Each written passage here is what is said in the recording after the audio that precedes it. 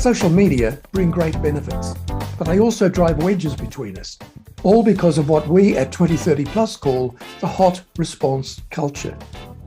During the COVID pandemic, divided opinions on everything from masks to vaccines have increased the scope of this hot response culture across all social platforms. This is a culture online where social media messages promote hyper-emotion over calm and reasonable thinking.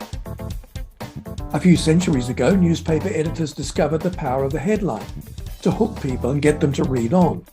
Today, millions, if not billions of people do the very same thing.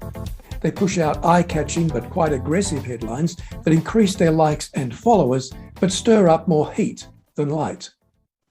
Neuroscientists warn us that by interacting in this over-emotional way, we might actually be rewiring our brains so that we desperately need empathy, but we're unable to show it.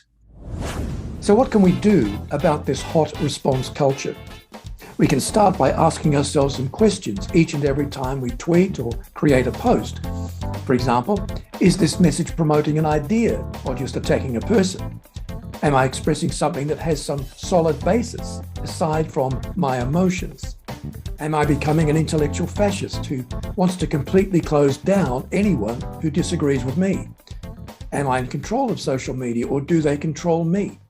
If Facebook dropped off the cliff tomorrow, would I still have any friends? And finally, am I placing opinion above knowledge, or peer pressure above wisdom, or hype above hope?